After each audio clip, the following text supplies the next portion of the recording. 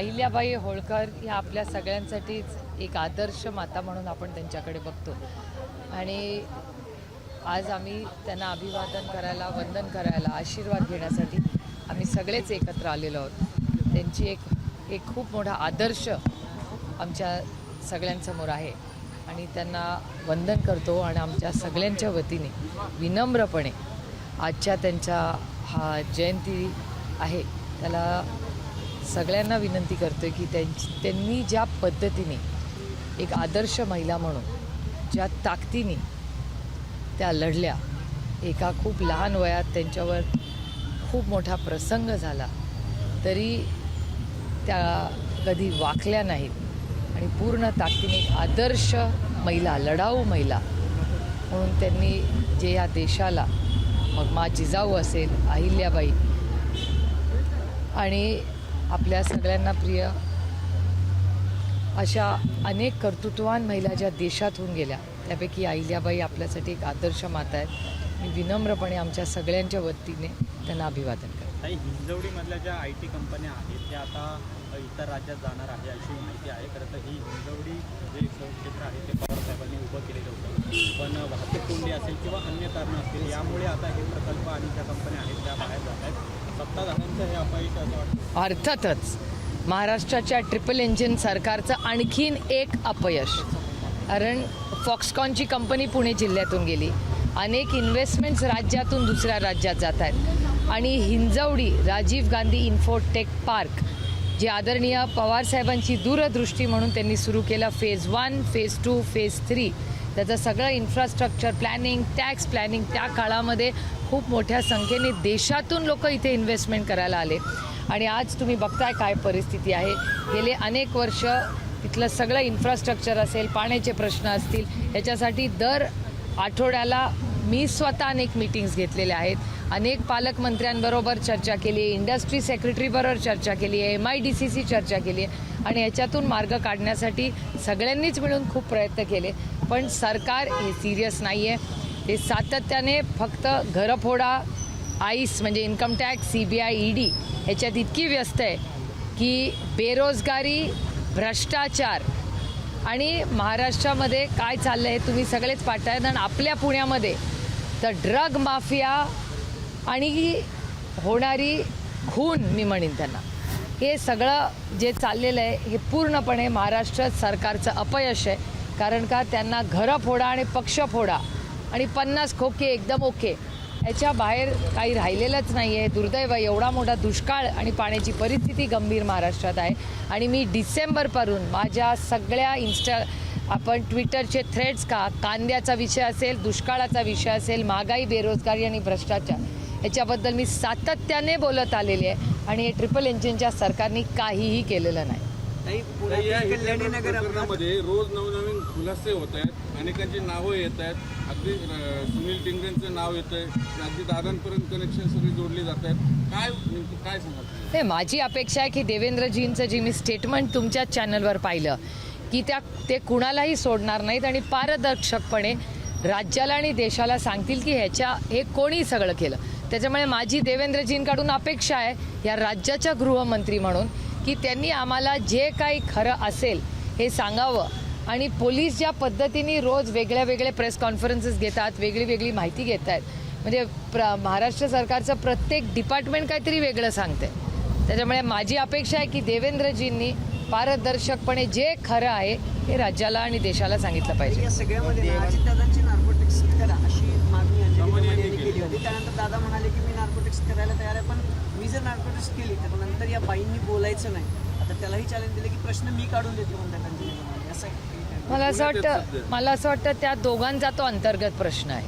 त्यांना काही असाइनमेंट दिली असं वाटतं का? मी केवळ आता इलेक्शन झाले, दादांचा रोल यूज संपलाय, मी असं काही दिसतंय की भविष्यात भाजपला दादांची गरज उरली नाही म्हणून सगळं ऑपरेशन सुरू झालं? हा प्रश्न तुम्हाला भारतीय जनता पक्षाला विचारायला लागेल, मी कसं त्याचं उत्तर देणार. दुसरीकडे कर्नाटकचा जे कांदा निर्यात कर जो होता तो रद्द करण्यात आलेला आहे, पण महाराष्ट्रामध्ये 40% कर आहे तो अजूनही सुरू आहे. मध्यंतरी जी घोषणा केंद्र सरकारने केली होती, मधली घोषणा खोटी होती, त्याच्यात काहीच नव्हतं.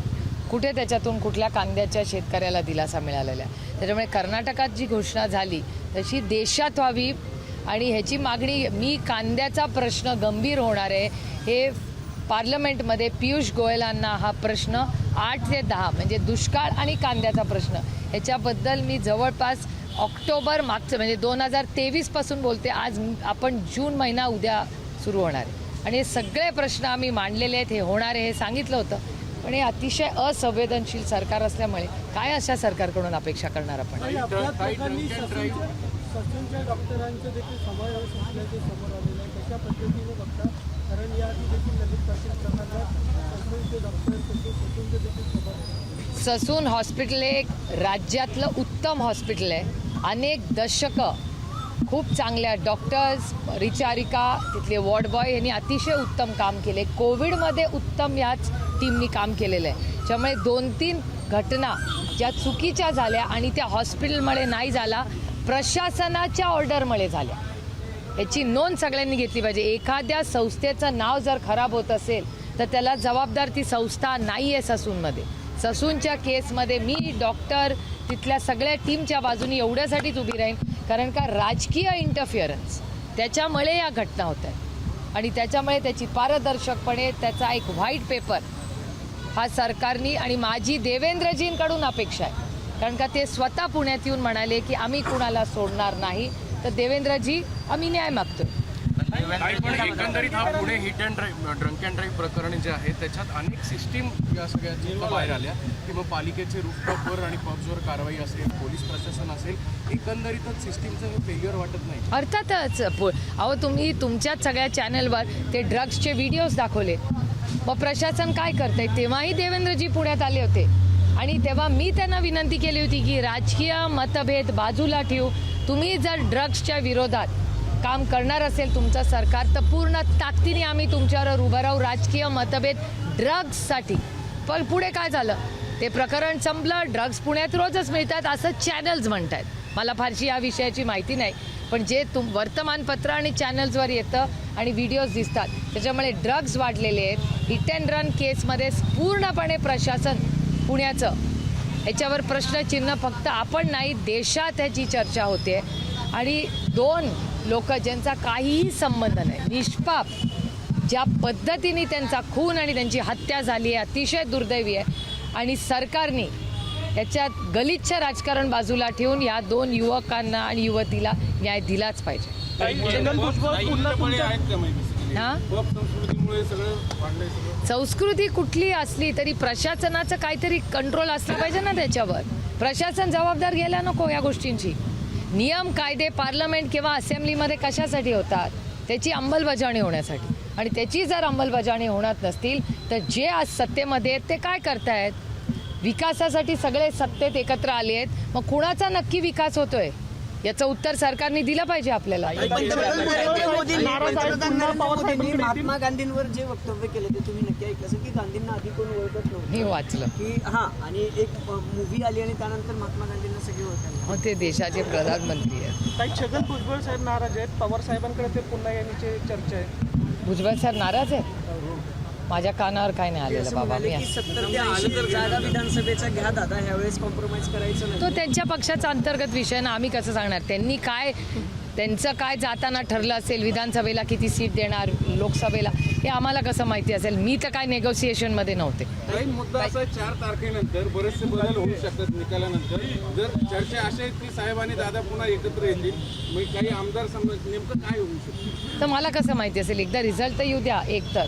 आणि मला असं वाटतं प्रत्येकजण आपापल्या घरी सुखी आहे, त्यांनी सुखात नांदावं प्रत्येकाने ना. एक मिनिट पहिले मराठी होणं. केंद्र सरकार गहू आयात करणार आहे, हा एक पहिला मुद्दा आहे. दुसरा, MSP मुळे उत्पादन खर्चाचा 50% परतावा होता तो मिळाला असं काल रिझर्व्ह बँकेचा जो अहवाल आहे त्यामध्ये म्हणण्यात आलेला आहे. पूर्णपणे शेती आणि शेतकरी यांचं कंबरडं मोडण्याचं पाप हे केंद्र आणि राज्य सरकारने केलं आहे. MSP एक 3 दिवसापूर्वी एक डेटा आला, आपण वाचला नसेल तर मी पाठवते आपल्याला, पण त्याच्यात 900 मला वाटतं 75 का 80 अशा स्कीम्स आहेत केंद्र सरकारच्या, त्याच्यात 50% कमी फंडिंग दिलेलं आहे किंवा काहीमध्ये दिलेलंच नाही आहे किंवा फक्त नामकरण केलं आहे. तो सगळा डेटा एका पत्रकारांनी आणि एक थिंक टँकनी पूर्णपणे अनालिसिस केलेला आहे. 3rd पार्टी ऑडिट आहे. ज्या गोष्टी पार्लमेंटमध्ये आम्ही 5 वर्ष सातत्याने म्हणतोय की हे जुमलेबाज सरकार आहे, डबलिंग ऑफ फार्मर्स इन्कम म्हणजे दुप्पट करू आम्ही इन्कम त्यांचं, ते झालेलं नाही आहे आणि हा डेटाच दाखवतोय ना. त्याच्यामुळे तो थ्रेड मी तुम्हालाही पाठवीन. आम्ही अनेक वर्ष हे पार्लमेंटमध्ये बोलत आलो आहे. आज ती चर्चा आज समाजात होते. हे मला समाधान वाटते की लोकांची जी फसवाफसवी होते याच्याबद्दल समाजातही चांगली चर्चा होते. पण गहू आयात करावं लागते आपल्याला 10 वर्षात सरकारचं हे फेल्युअर नाही. अर्थातच हे फेलियर आहे. गहू किंवा कांदा किंवा कुठलंही जे असेल तुम्हाला आठवत असेल की गहू आपल्याकडे सरप्लस आहे हे केंद्र सरकार सांगत होतं. मग त्याचं नक्की काय झालं? मग एकीकडे तुम्ही म्हणता तुमच्याकडे सरप्लस झालेलं आहे, मग तो सरप्लस गहू गेला कुठे याचा पण हिशोब द्यायला लागेल ना. सोनिया दुहान यांनी तुमच्यावरती आरोप केले अनेक की मी सुप्रिया सुळेंमुळे पक्ष सोडत आहे, अनेक लोकांनी तुमच्यामुळे पक्ष सोडले, मी साहेबांसोबत राहील पण पक्षात राहणार नाही कारण केवळ तुमचा त्रास होतो. ठीक आहे ना, असे लोकशाही आहे, प्रत्येकाला बोलायचा अधिकार आहे. नाही पण ते जाहीरपणे तुमच्यावर स्टेटमेंट करतात, पक्षशिस्त म्हणून काही कारवाई होणार की नाही? इतना तो हक बनता है बच्चों को. जितेंद्र आव्हाड यांनी जी काही कृती केलेली आहे त्याच्यावरून बरेच विरोधक आहेत ते आक्रमक त्यांच्या विरोधात गुन्हे सुद्धा दाखल झाले. मला असं वाटतं त्यांनी काल प्रेस घेऊन माफी मागितलेली आहे. त्यामुळे एखाद्या माणसाने जर एक चूक केली आणि त्याची माफी मागितली असेल तर मला वाटतं मराठी संस्कृतीत किंवा आपण त्याच्यावर पडदा टाकूया. काही वेल्ह्यामध्ये एका मुलीला JCPने काढण्याचा प्रयत्न केलेला आहे. काल बातमी पाहिली. ही अतिशय दुर्दैवी अशी घटना आहे. मी त्याचा जाहीर निषेध करते आणि हेच तर मी महाराष्ट्र सरकारला विचारते, पुणे शहर आणि जिल्ह्यात चाललंय तरी काय? हिट अँड रन पुणे जिल्हा, त्यानंतर ड्रग्सच्या व्हिडिओ पुणे जिल्हा, आता एका मुलीला वेल्ह्यामध्ये ज्या पद्धतीने JCP घेऊन मारण्याचा प्रयत्न केला, हे सगळं आपल्या पुण्यामध्ये. आणि मी माननीय मुख्यमंत्र्यांना कालही ट्विटच्याद्वारे एक पत्र लिहिलेलं आहे की पुणे हे एक अतिशय सुसंस्कृत शहर आहे. फक्त महाराष्ट्र राज्यात नाही, देशात नाही, परदेशातून मुलं पुण्यात शिकायला येतात कारण का सगळ्यांना वाटतं की हे शिक्षणाचं माहेरघर आहे. पण ज्या पद्धतीने पुण्याची बदनामी ही गेल्या काही महिन्यात झालेली आहे ही अतिशय दुर्दैवी आहे. मग ड्रग्ज असू दे, हिंजवडीमधली इन्व्हेस्टमेंट असू दे, हिट अँड रन केस असू दे, आपल्या पुण्याच्यावर प्रशासनाचं राज्याचं लक्ष नाही आणि त्याच्यामुळे या सातत्याने घटना होत आहेत. कुणाला त्या वर्दीची प्रशासनाची भीती पण राहिली नाही, अकाउंटेबिलिटी नाही. त्यांना असं वाटतं की खोके दिले की आपली कामं होतात. असंच एकूण ज्या काही घटना झाल्या आहेत त्याच्यावरनं दिसतंय. खूप दुर्दैव आहे की तुमच्या आणि माझ्या पुण्याला आज त्याचा जो एक वेगळी ओळख, मान सन्मानाची जागा देशामध्ये नाही जगामध्ये होती, त्याचा इमेजसाठी आपण सगळ्यांनी मिळून काहीतरी केलं पाहिजे. नंतर मोदी सरकार हद्दपार होईल शक्यता नाकारता येत नाही कारण का जे नंबर्स येत आहेत म्हणजे सगळ्या एक्झिट पोल्स आता उद्याच सुरू होतील, त्याच्यातून क्लॅरिटी येईल. पण 2 एक्स्ट्रीम लाईन्स आहेत. एकीकडे प्रशांत किशोर 320 म्हणतायत आणि योगेंद्र यादव 220 म्हणतायत. त्याच्यामुळे 100 सीटचं अंतर आहे दोन्ही. प्रशांत किशोर तसं एक प्रोफेशनल आहे, त्यांनी भाजपचे घेतले नसेल कशावर?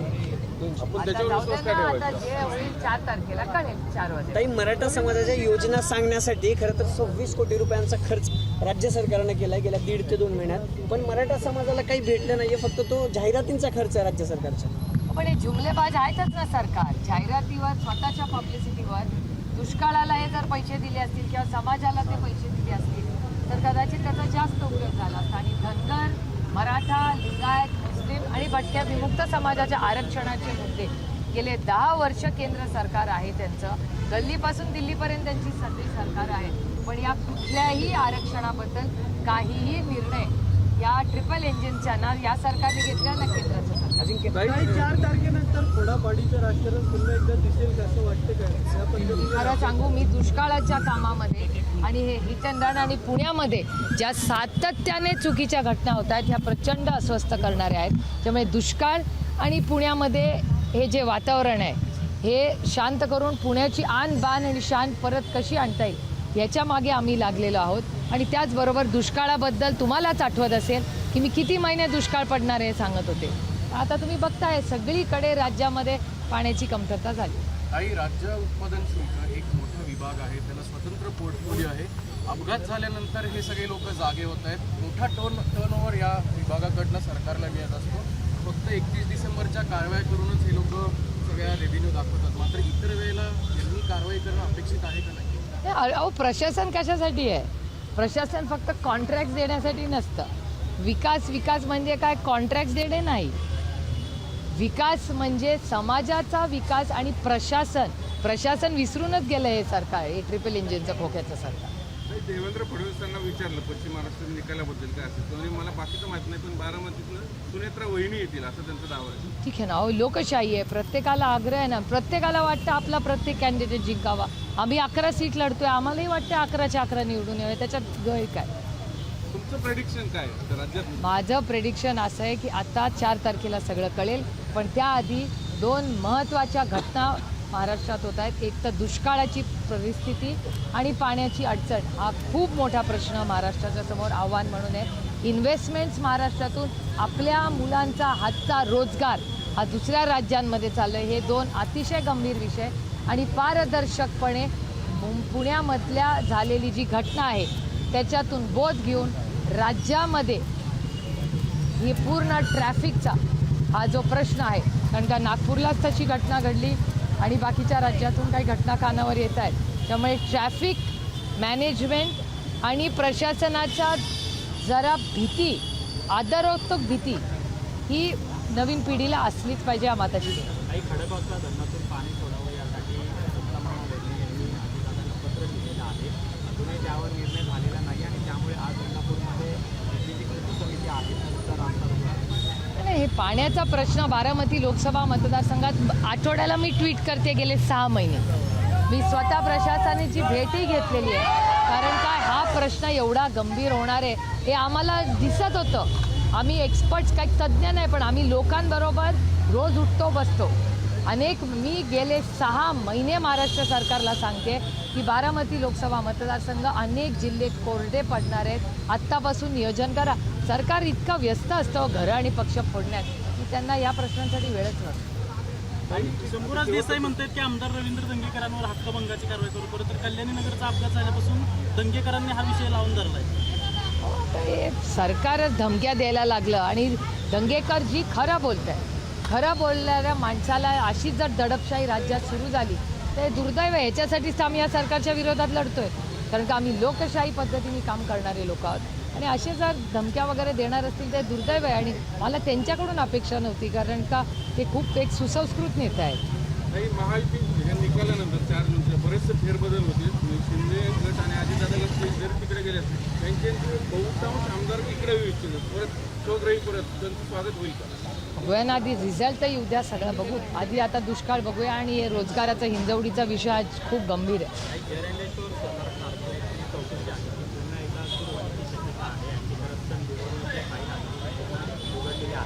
दादांच्या अडचणी वाटतं असं वाटतं आणि एकंदरीत हे भाजपने सगळं केलेलं आहे का?